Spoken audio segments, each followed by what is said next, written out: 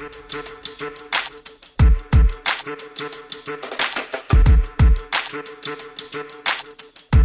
right, guys, let's see if we can change some minds today. What do you got on the low for us tonight, man? All right, guys. So a couple days back, the Senate dropped a 128-page report on January 6th. They largely left Mr. Donald Trump out of it because it was bipartisan. They didn't want Republicans to lose their minds, of course. It was dropped by two different panels of the Senate, right? The Senate Homeland and Governmental Affairs Committee, and then the Senate Rules Committee. And so there's like 20 various recommendations they make. It kind of highlights some of the failures of communication, a lot of the information that was there, but for some reason not acted upon. And it's pretty bad, man. It's exactly what we thought it was. And it blows my mind that we have this dropping in the aftermath of the Republicans failing to push through the January 6th Commission events. So I'll leave it at that. Let's get into it. Well, the big thing is they're trying to say, who do we blame, without blaming the people that's actually responsible for it? Which I say, pure bullshit. Do an actual fucking investigation. Because if you're the right wingers, we want to. It's the damn Black Lives Matter people. It's Antifa. Let's investigate it. If it's them, they should go to fucking jail, right? I call your bullshit. Then they won't, right? So that's kind of how I feel. They don't want to investigate it. They're scared because I think their entire base will go to jail, and their structure of the Senate could be up in arms because you had the one old boy out there pumping that fist. And you had, what's that bootlicker from South Carolina? Oh, hell. Lindsey Graham, that little shaky little bitch. Yeah, like, so you had all those people who kept spouting it over and over. They carried that torch for Trump that entire week leading up to that thing. So they all have skin in the game. They're scared. That's what I think. There's some relevant things that need to be mentioned. Just kind of remember when we talk about this. Because there's like a lot of people will try to what happened or try and like deflect. But first of all, 140 officers were attacked and sustained injuries that day. 63 sustained concussions. I believe as of now, 7 people have died in the aftermath of this, including multiple officers themselves. Okay. Right. So there's that. That very day, right? People don't understand the significance of what was going on that day. That very day, you have the Congress, right? The Senate and the House confirming our election. They were confirming your vote. Right, a vote that allows for the peaceful transition of power. That's what was attacked. So that's what's fucking like. It's just mind blowing to me. Like it's like in the aftermath of that, if you are still partisan and you're a traitor. Like that's what we don't like do. We're too like we on the left don't recognize this either. Like we're still trying to have conversations with people, and it's like this is a clear cut kind of thing. We don't recognize it, and we're gonna have a really hard time on the back end of all of this if we don't get ahead of what's coming already. So. What do you got on this guy? It's interesting that you opened up with like, they need to do an investigation. I'm like, well, they did an investigation. And they were like, not only did they know this was coming, but they did nothing, even knowing it was coming. And that's super problematic. 2 reasons they didn't act upon it. One was failure, just like communication failures, right? You have too many different agencies, different various like entities that aren't really communicating well. But also the reality is I think a lot of times these threats weren't taken seriously because these threats were from their own people. Yeah, they weren't scared enough. No. What do you got, Heidi? I mean, I just feel like if they did an actual full investigation, I mean, half of our government would be arrested and put in jail. So it just seems obvious as to why they don't want to do it. I'm good with it. What you got, Ron? Yeah, I think there's different reasons why they're going to go this route. One is, like we said, a lot of Republicans are going to get caught up in it, swept up in it, and I think there would be more Republicans swept up in it than the names we've said so far. I still have a hard time thinking that Marjorie Taylor Greene didn't have something to do with it, with the little tours beforehand,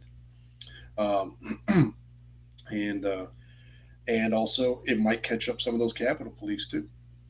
So on one hand, you have some Capitol Police that are getting victimized by the crowd. On the other hand, you've got them taking selfies with each other. I mean, and telling them right this way, boys. Yeah, exactly. You know? Yeah. I mean, there were some where I saw they were removing barricades, but it wasn't what it appeared to be. But there were others where it definitely was what it appeared to be. And I think they don't want that much of a microscope on them before the midterms too. So. Yeah. Oh, yes, for sure. Strategy on the midterms. What you got, hot sauce? You got some stank on this? Yeah, I got some hot sauce for it. Yeah. I guess the question, or really me pointing out the obvious, is: are we really surprised? to me, it seems like they don't want those people to be their enemy. They are their enemy. They've said it consistently, but the people that pulled off the January 6th coup attempt, and let's call it what it is, it was a ham-fisted coup attempt. Yep. They didn't want to hurt them. They didn't want to do anything. And I've had conversations with other TikTokers and other people. Had it been us, had it been black people, leftists, liberals, they'd have dropped the bomb on us. We'd all be dead. And case in point, when there was a march, man, they had the jackboots, they had Imperial stormtroopers, and Death Stars, and machine guns all pointed at them while they peacefully protested. Right. So there's been a definite disparity in the approach to handling all of it. But honestly, I'm in agreement with everybody. I'm just not shocked. It doesn't shock me one way. Well, my other thing is what we need to know is there were bombs set on the perimeter just outside. So these people had inside information on what the actual perimeter was they're going to sweep. So there's an inside job to this thing that would have to become to light. Secondly, you have to find out who made the bombs, and if they actually look into those things, like they have actual people that can look it up, right? The materials, where they come from. Is it someone that's active duty in the military? Is this a fucking 2-star general? You know, with a mullet wig and a MAGA hat? You know, you just don't know. But it's really fucked up, man. It's making us look really, really bad that we just turned a blind eye to this. Be like, could have been worse. And it, you know. Well, I do notice, like in the discourse, the national conversation we have, the comparison keeps getting drawn to the riots during the lockdown and everything over George Floyd and everything in the wake of that. And I try to remark, hey, it's not the same thing. You know, rioting and attempting a coup are two very vastly different things. And yeah, it makes people, riots are designed to make people uncomfortable, which was the point. This coup, like you said earlier, was designed to remove power from the voter, to disrupt our democratic process. And, but the fact that it's being largely ignored, the fact that somebody in the comments mentioned, you know, there's only been 500 arrests, suggests to me that our government doesn't really want to do anything about it. It's like in high school, you know, where the popular kid finally gets his and gets caught, but the school's like, hey man, he's rich. You know, we don't really punish these kids. Yeah, he's the quarterback. Yeah, they get a slap on the wrist and a candy bar and told, hey man, don't do that again. And that's kind of what's happening here. They wish it was us. That's what it is. They wish it was the liberals, the left. And by they I mean the Democrats. They really do wish it was us. Yeah, so I think there's two possible reasons why they really don't want to investigate it. Is one, because Congress and like the Capitol Police were like infiltrated with domestic terrorists or whatever label you want to give the insurrectionists and the people who wanted the insurrection to happen. Yeah, I was like, I don't know what's appropriate, traitor or domestic terrorism, but like whatever you want to call those people. Or it's because there's this notion that in America we can't hold elected officials with certain accountability because it'll make us look bad. And it's the same reason that after Nixon, they just pardoned him, because you can't have new leaders in a democracy jailing previous leaders. It's why some people who are like, yeah, Trump is the absolute worst, but of course we should never jail him, because there's this precedent that America has set that like we can't really openly hold one another accountable because it'll make us look bad globally. But that's dumb because we already look horrific globally. Well, but that's what we do. But that's the American way. The American way is to shove your head in the fucking sand. It's literally how we do things. It's literally, it's our culture. So right, like what I was gonna say is like, who cares if it makes us look bad? At least it's consistent with all the other bullshit that we do. Well, no, it's not that we look bad. We are bad. Yeah, exactly. Yeah, we are. What you are, own that shit and fix it. I don't give a fuck how it looks. And it's not just the politicians. It's the politicians and the wealthy. There are two separate types of justice in this country. One for the everyday people and one for the wealthy and the powerful. And they are completely different. Yeah. I mean, accountability. Come on. You can't have accountability in this country, though. I wonder if some people in the government, you know, even on the Democratic side, don't want to investigate it either, because then it might actually, like, if half of our government goes to jail, we will actually see how little our government is actually doing. I mean, how Yes, many days yes. is the Senate scheduled to work until September? They're off. I for a mean, if while. half of them were in jail, like they could get the same shit done. That's what I'm saying, though. People are literally afraid to accept the reality that we have a bunch of traitorous motherfuckers walking around, and like we are weak as a society because we don't know how to navigate conflict. Because our reaction is either shove our head in the sands or to blow something up. And well, we can't blow these people up because they're our fellow countrymen, right? So we don't know how to actually navigate this conflict. We don't have the fucking capability to do so. Most of us don't, I should say. Some of us do. Yeah. Go ahead, Hot Sauce. Sorry, I just saw Hot Sauce unmuted himself just to make sure that's the cue. Yeah. No disagreement on me. And I guess what it is the disparity of it. But once again, it's also about the narrative we've always done with our news. It's a lot easier to sell it on the news cycle if it's, brown people, Muslims, people like that, as opposed to domestic terrorists who have always been the far more serious danger in this country, who've killed far more people. The pro-lifer crowd who has initiated more domestic terror attacks. You get these alt-left people who initiated a coup. Well, that doesn't really headline too well if we call them outriders. So we better say maybe it was some sort of other. That's not really patriotic. And we all get it from the 24-hour news cycle that happened after 9/11, this new age of false patriotism. And when people don't know how to deal with it, like Matt said, we bury our heads in the sand. We try to hide from it. We don't know how to directly confront it. We don't know how to be pissed off in this country. And I mean, I feel like it speaks to a larger issue that we're currently facing. That larger issue being that the people who initiated the coup, the people they were so-called representing, are still calling for some kind of civil unrest, some kind of civil war. And we see it every day when we log on TikTok and social media. So this January 6th thing and the result of it, which was nothing happening, no investigation, kind of just galvanizing the people who want something else like it to happen.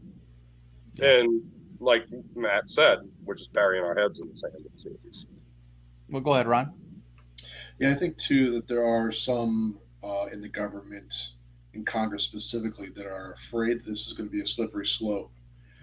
That everybody knows there's a culture of corruption in DC, and if we start actually arresting senators or arresting staff members and arresting, cops in the Capitol and things of that nature, who knows what else we might find? Your senator may find something in another senator, and then, because we have a precedent now of actually arresting people, they might actually get arrested, and none of them want that. Well, I think about the legal ramifications too. Like, don't you have to have a minimum amount of representatives to pass any laws? Like, this would put an entire stall on everything constitutionally. So I think they're scared of that too. It's like, oh shit, like if we endanger everyone, we're going to mess up our democracy, not us, but our democracy. Go ahead, Matt. I saw you tried to unmute yourself. There you go. Two things. First, I'd like to address Carl Jr.'s comment, because it's something we get a lot when we have these types of conversations, and it's the whole "you guys don't love America" thing or something to that effect. And it's like, it's so silly because, again, the analogy that I would use is imagine taking that logic, that approach to your child. What, you can't criticize your child in hopes that they improve and do better? What, you don't love your child when you see that they could be doing something a little more in a certain context? Like, it's silly. We love our country, therefore we want better for our country, right? We want better for our countrymen. We want to reduce the suffering that we see, right? And we think we can do that. So it's kind of it. Carl, you've been on this ride too long to be dropping rhetoric like that in the comments, bro. So miss me with it. Oh yeah, and also your conservative ship is showing. It's YOURE. Your. Sorry, bro, had to do it. I'm an asshole like that. I like Carl, man. He's good people, but it's funny. I'm not down with I'm kind of, dude. There's like people within. There's just always people within who got things to say, or like, and it's like, nah, that's not like a joking thing. You use that too often, Carl's. And we'll address that next time I see you, dude. You use humor as a way to run away from comments that you make because you can't stand for what you say. So if you say it, mean it. Here's my thing, guys. We're here because we love this fucking country, want it to work. That's why we're fucking here. We're not here wasting our goddamn... none of us are getting paid for this shit, guys. It's just the way it is. We're here because we care. We want to see change. I'm thinking about running for office. I want to see fucking change now. Like, so that's all so no one can question our loyalty to this country. No one can,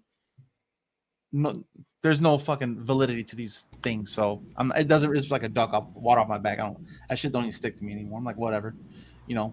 But the second thing, the more important point I wanted to get to was we can't hold each other accountable in this country because we haven't held ourselves accountable for the very fucking thing that got this thing going. We can't acknowledge that slavery has done for capitalism and for the American experience and what that's done for the American dream, right? We can't have that conversation. So of course we can't hold our politicians accountable because we can't hold ourselves accountable. Yeah. Well, and we still haven't lived up to the promises of the Constitution. I watched a biography on Morgan Freeman, and one of his things that he recalls in his biography is that his dad used to have to, when he needed dental work, he would have to use the back door of the veterinarian to get his dental work done. That's and so think bad. about that. Yeah, that's fucked up beyond measure, beyond words. And if people think, oh, well, that was in the past, that there's no ramifications from that nowadays, that wasn't that long ago. And there's an awful lot to overcome there. We've got systemic issues going back thousands of years. Mm-hmm. If you think it's over since the 1960s, you're insane. I'm trying to figure out how to word this without coming off as ageist, but there's a lot of really old people in Congress. And when you're young, your brain is really malleable and like we're super programmable, right? Like that's just, at the end of the day, humans are just easily programmed. Like you can call it brainwashed or indoctrinated, whatever you want to call it, but we're just easily programmed. And the oldest people in Congress, their youth is like predates the civil rights movement. Yeah, so they are programmed to like not be on the same page as like Black people are equal. Yeah, they're relative. That's problematic. This is everything we're seeing now. It's a symptom. All the civil unrest, the violence, the attempted coup, all these headlines now, they're just symptoms of things we haven't addressed. And I wanted to address a comment, that Kitty made about systemic racism. I can sum it up. Capitalism was built on it. The whole concept is a direct result of the plantation and slave system that we've had. I've made content on that. Matt's made content on that. And it's absolutely systemic. Our entire foundation is based on that. And I'd argue it's systematic. Yeah, absolutely. Yeah. I would go so far as to say it is systematic. It is intended. This is how they want it to work. So poverty is an intended design in a system that can produce with such capability. Because what people have to understand is the inherent nature of capitalism is predatory. What do you guys think about this? Do you support the idea of moving forward with a bill to force Congress to do a legit third-party independent investigation? Thanks for joining us. We'll see you guys next time, and go read a fucking book.